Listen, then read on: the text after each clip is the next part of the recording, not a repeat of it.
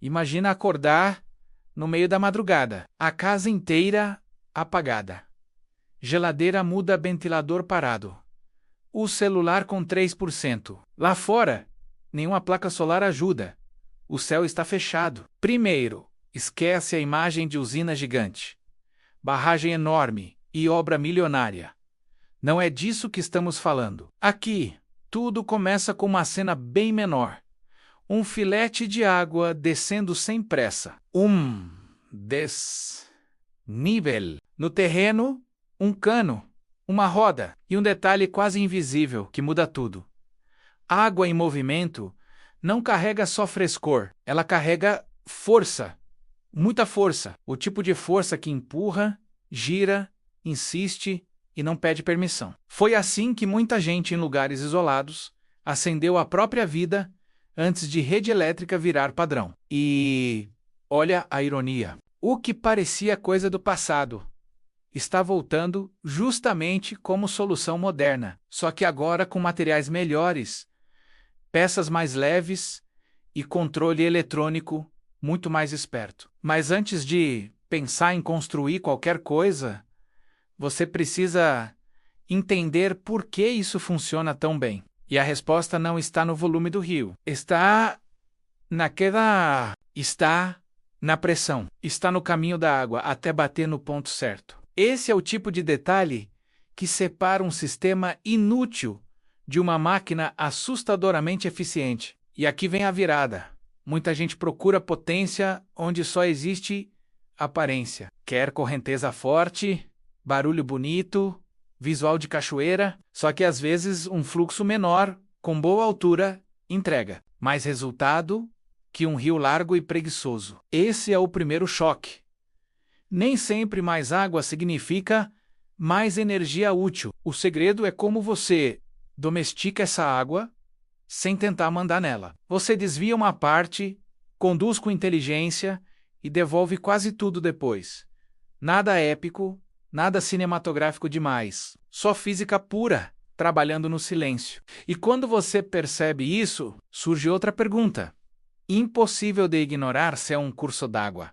Simples, pode gerar energia dia e noite. Por que tanta gente ainda depende de sistemas que dormem quando o sol vai embora? Calma, porque a comparação com solar e vento vai ficar bem mais desconfortável daqui a pouco. Antes disso, você precisa enxergar a máquina por dentro. E é aí que a história fica ainda mais interessante.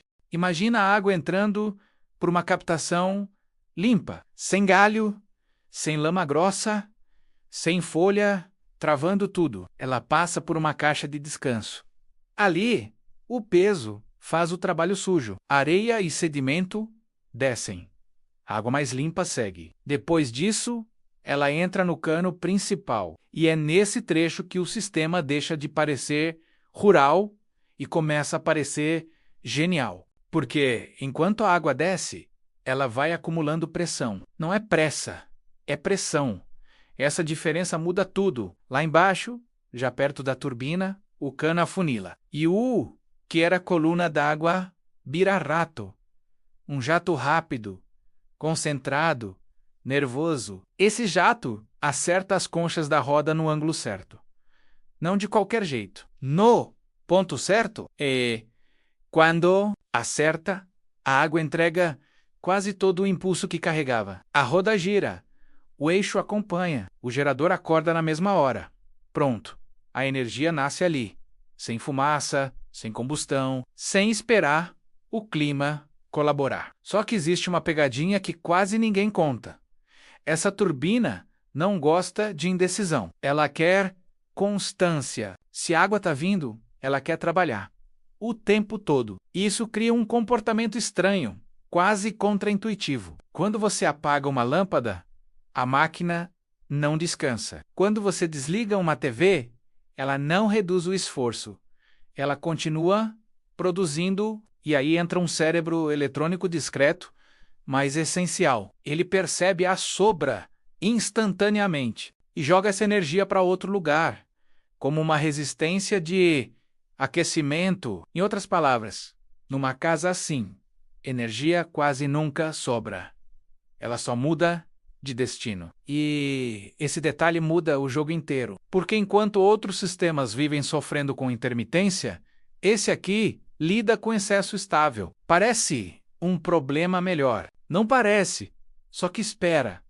Tem mais. O que torna isso quase viciante de estudar é perceber que a lógica é oposta à maioria das soluções vendidas hoje. Em vez de correr atrás de armazenar cada gota de eletricidade, você aprende a conviver com uma fonte que não para. Isso reduz ansiedade, reduz complexidade e, em muitos casos, reduz bateria também. Agora, segura esse pensamento, porque a comparação real com a energia solar vai desmontar muita certeza vendida como verdade absoluta. A energia solar é boa, útil, em muitos cenários faz sentido, mas existe uma diferença brutal entre funciona e funciona sempre. E é aqui que muita propaganda fica desconfortável. Uma placa pode ter ótimo desempenho ao meio-dia, só que a vida não acontece só ao meio-dia. A geladeira trabalha de madrugada. A bomba d'água não pergunta se o céu está limpo. O freezer não entra em pausa porque choveu 3 dias seguidos. A casa real consome energia quando quer, não quando o clima permite. E aí a pequena hidrelétrica caseira entra com uma vantagem quase injusta. Continuidade. Se o fluxo existe o ano inteiro, ela entrega energia o dia inteiro, sem espetáculo, sem pico bonito para anúncio, só consistência. E consistência, no mundo real, vale ouro. Pensa num sistema de 1 kW, operando sem parar. Em um dia, isso vira uma quantidade impressionante de energia útil, não porque ele seja mágico, mas porque ele não dorme. Esse é o ponto. Ele não dorme. Agora, compara com um sistema que passa longas horas improdutivo e depende de banco de baterias robusto para atravessar a noite. De repente, o custo, que parecia simples, já não parece tão simples, e a manutenção futura começa a entrar na conta. Bateria envelhece. Inversor sofre. Clima muda. O rendimento dança. Já a água, quando bem medida, vira rotina, vira hábito, vira base. E aqui vem o pattern interrupt. Não é que a hidrelétrica caseira gere mais potência sempre. Muitas vezes, ela gera menos potência instantânea, só que entrega mais energia útil ao longo do tempo. Esse detalhe engana muita gente. Elas veem um número grande em catálogo e esquecem da palavra mais importante de todas: disponibilidade. É igual ter um carro esportivo sem estrada e uma caminhonete simples que nunca falha. Um impressiona, o outro resolve a vida. Só que não se anima cedo demais, porque agora chega a parte que separa sonho de realidade. Essa tecnologia parece perfeita, até você perguntar uma coisa simples: qualquer terreno serve? E a resposta para a maioria vai doer um pouco: não. Nem todo lugar serve. E essa é a parte honesta, que quase ninguém fala com entusiasmo. Você não inventa um riacho. Você não cria desnível na força da vontade. A natureza decide se o jogo existe. Você só aprende a ler o tabuleiro. Para esse sistema funcionar de verdade, 2 coisas importam mais que qualquer marketing: queda e vazão. A queda é a altura entre o ponto de captação e a turbina. A vazão é o quanto de água passa. Naquele trecho parece simples, só que medir errado aqui pode transformar empolgação em prejuízo. Muita gente olha uma corrente forte no período de chuva e acha que encontrou ouro. Aí chega agosto. O fluxo afina, o sistema despenca e o sonho de autonomia vira decoração molhada no quintal. Por isso, o número que importa não é o da época bonita, é o da seca. É o pior cenário. É a versão magra do córrego, cansada, depois de semanas sem chuva. Se ainda assim houver água suficiente, aí sim você começa a conversa. E tem mais uma armadilha. Às vezes, o local tem água de sobra, mas pouco desnível. Em outros casos, existe uma queda ótima, mas fluxo fraco demais. É um equilíbrio chato, um casamento técnico. Quando encaixa, fica lindo. Quando não encaixa, não adianta insistir. Só que aqui vem a surpresa boa. Medir isso não exige laboratório secreto. Dá para começar com método simples, observação séria e um pouco de paciência. Um teste de balde pode revelar mais verdade que muito discurso animado de vendedor. Um nível bem conferido pode salvar semanas de erro. E quando os números fecham, algo muda dentro de você. A ideia deixa de parecer fantasia, vira projeto, vira mapa, vira possibilidade concreta. Mas junto com essa empolgação, entra outro tipo de tensão, porque, mesmo no terreno certo, a máquina não é um bicho doméstico obediente. Ela exige cuidado. E é justamente aí que muita gente desiste cedo demais, sem perceber que a manutenção, embora real, talvez seja menor do que parece. Vamos falar da parte menos sexy. A manutenção, porque é fácil se apaixonar pela promessa de energia contínua. Difícil é aceitar que água, folha, barro e inverno não fazem acordos. Depois de uma tempestade, a captação pode entupir. Depois de meses, girando, os rolamentos começam a pedir atenção. Em regiões frias, um trecho mal protegido congela e vira problema na hora errada. Isso não é sistema de apertar botão e esquecer por 10 anos. Não é. Só que também não é o monstro que muitos imaginam. Na prática, quem entende a rotina da própria instalação vive mais em inspeção preventiva do que em conserto desesperado. Uma olhada certa, na hora certa, evita a dor de cabeça grande. E existe uma satisfação quase viciante nisso. Você não está só pagando para ter eletricidade. Você entende de onde ela vem. Você ouve a máquina. Você percebe o som mudando. Você sente quando a vazão cai. É uma relação mais viva com a energia. E isso assusta um mundo acostumado a tocar no interruptor sem pensar em nada. Agora vem a virada curiosa.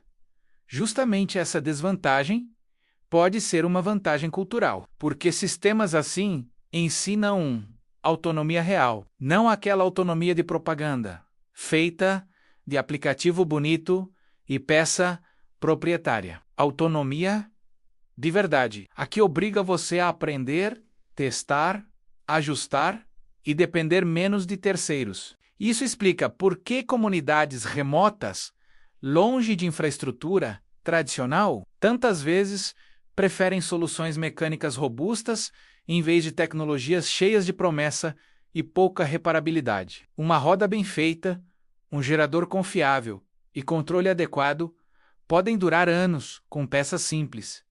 Não tem glamour, tem resiliência. Só que, claro, se essa lógica é tão poderosa, vem a pergunta incômoda: por que ela ficou tão escondida? Foi só porque a rede elétrica chegou? Ou existe algo mais profundo por trás desse sumiço silencioso? A resposta não está apenas na engenharia.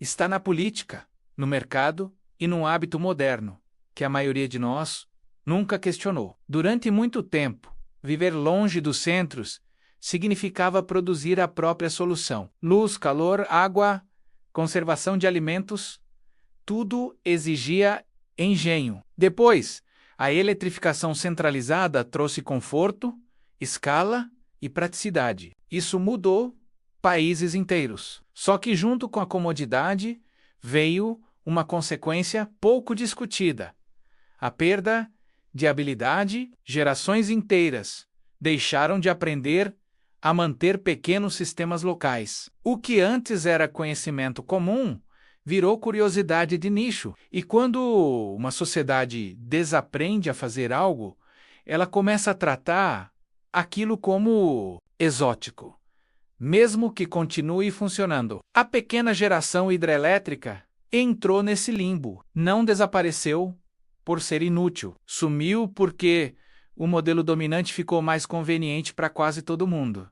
Só que conveniência tem preço. Você ganha simplicidade imediata, mas entrega controle. Você para de operar o sistema e passa apenas a consumir o resultado. E aqui entra um detalhe que pouca gente admite em voz alta. Soluções duráveis demais costumam ter menos espaço em mercados que lucram com troca constante. Uma turbina robusta, com vida útil longa e manutenção básica, movimenta menos dinheiro recorrente do que componentes que envelhecem rápido ou pedem substituições caras. Isso, por si só, já deveria levantar uma sobrancelha. Mas tem outra camada. Mexer com água não é igual instalar uma tomada. Existem regras. Dependendo do lugar, direitos de uso, licenças e exigências ambientais podem travar projetos pequenos, como se fossem obras gigantes. A burocracia entra pesada, onde a simplicidade técnica parecia promissora. E o resultado é cruel. Muita gente com potencial real desiste antes do primeiro cano. Só que nem tudo está fechado. Em várias regiões, projetos pequenos, bem planejados e responsáveis conseguem avançar. O segredo é não começar pela compra da turbina. Começa pela legalidade. Começa pelo mapa. Começa por entender o que o seu terreno permite.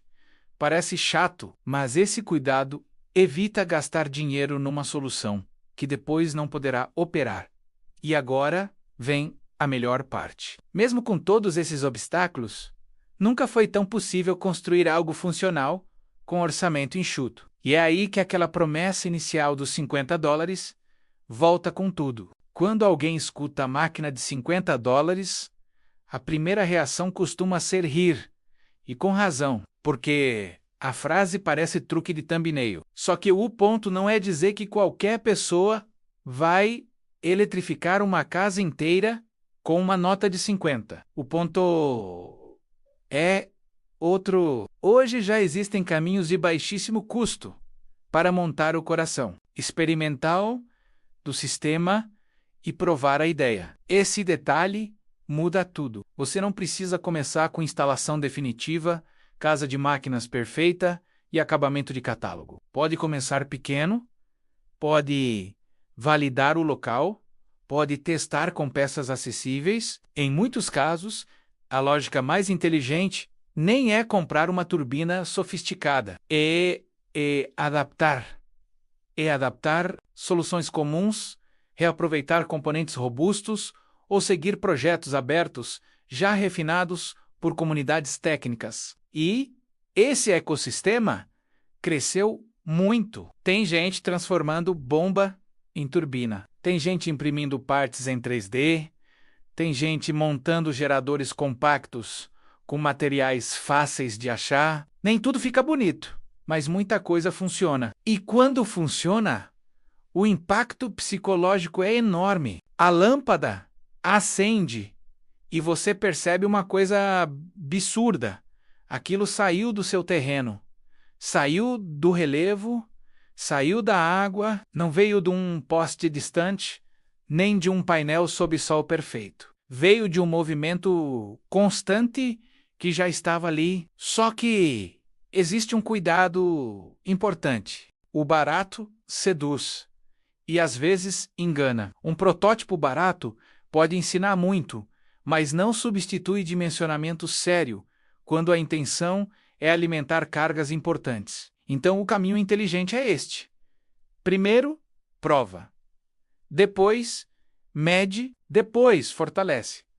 Só então pensa em dependência real. Esse passo a passo parece lento, porém salva dinheiro e expectativa. E guarda essa frase, porque ela fecha o coração do vídeo.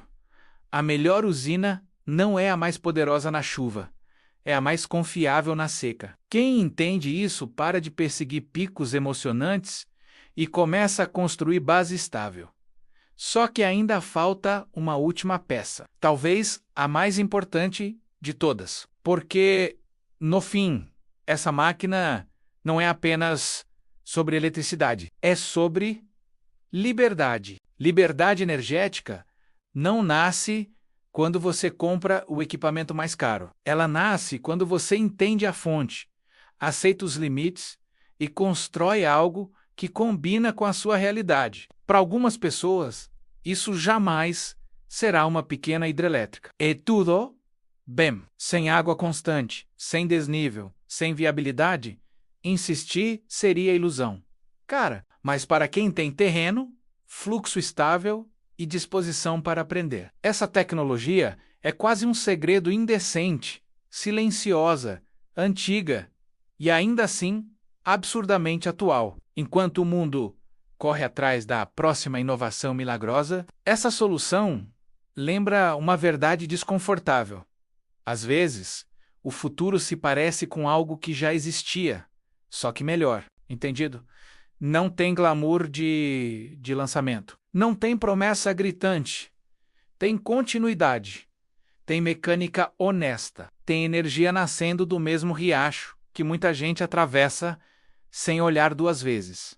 E talvez esse seja o maior choque de todos. A resposta para uma vida mais independente pode não estar num laboratório distante. Pode estar no som da água batendo pedra atrás da sua casa, esperando alguém levar a sério. Então, antes de descartar tudo isso como exagero, faz o teste mais simples. Observa o terreno, escuta o fluxo, mede na seca, porque a diferença entre fantasia e autonomia aqui não está em acreditar, está em verificar. E quando você verifica, a conversa muda, a conta de luz muda, o jeito de pensar, energia muda. E, de repente, a pergunta não é mais será que isso funciona? A pergunta vira outra, bem mais inquietante.